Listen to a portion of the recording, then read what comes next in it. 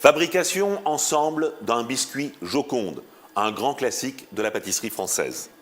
Temps pour temps, sucre glace, amande, un peu de farine, des œufs entiers et un petit peu de beurre. Et ensuite, nous aurons blanc d'œuf, sucre pour mélanger à l'appareil. Première opération, très simple. On va mélanger nos amandes tamisées avec le sucre glace et la farine. Le tout a été tamisé. On va mélanger cette préparation pour en faire quelque chose d'homogène. Voilà. On va maintenant, en même temps, monter notre meringue, blanc d'œuf. On va les mettre sur 2. On va mettre le beurre au four.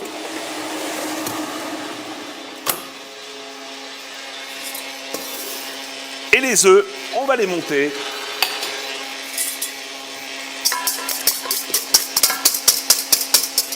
On va accélérer maintenant un petit peu nos blancs d'œufs. Et on va gentiment les sucrer.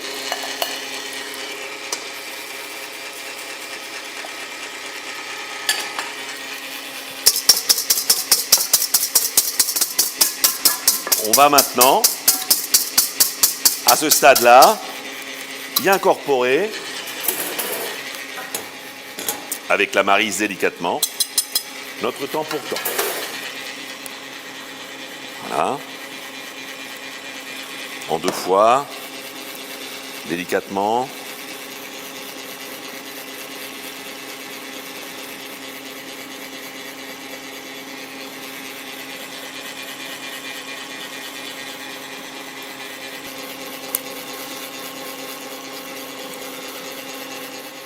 Voilà, nos blancs sont parfaitement serrés.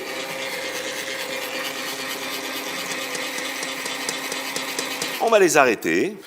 On va maintenant les incorporer à notre préparation, délicatement. Ça va nous donner du volume. On mélange toujours en partant du centre vers l'extérieur. On travaille avec une maryse. Donc un biscuit aéré. Alors on peut le faire à deux parfums. Hein. On pourrait s'amuser à faire quelque chose d'un peu particulier, c'est-à-dire qu'on peut, je vais vous expliquer tout à l'heure quand on va étaler, on pourrait passer une première partie un petit peu au congélateur, ensuite à l'aide d'un peigne, on peigne et on peut repasser à ce moment-là une deuxième couche de biscuits Joconde d'une autre couleur, ce qui permet d'avoir des biscuits de 2 couleurs pour faire des chemisages de moules, etc. On va incorporer nos derniers blancs bien serrés.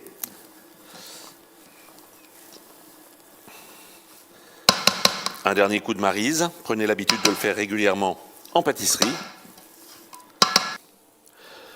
On va faire couler. On va ensuite, avec la petite spatule, simplement lisser la préparation. Ne dépassez pas les bords parce que ça a tendance à gonfler, à pousser un peu. Donc restez à peu près à 1 cm à l'intérieur de votre papier cuisson. Voilà. Et on va pouvoir maintenant les enfourner. Alors j'ai fait un petit peu de beurre presque noisette. Dans certaines recettes, on aurait pu rajouter du beurre noisette. Donc je vous le fais voir. Vous pouvez, dans la masse au départ, rajouter le beurre. Moi personnellement, je n'en mets pas, donc je vous ai fait voir les 2 variantes. On va enfourner maintenant nos biscuits Joconde. Voilà. Ça va cuire très très vite. On va préparer des grilles pour les récupérer. Pensez à couper la ventilation.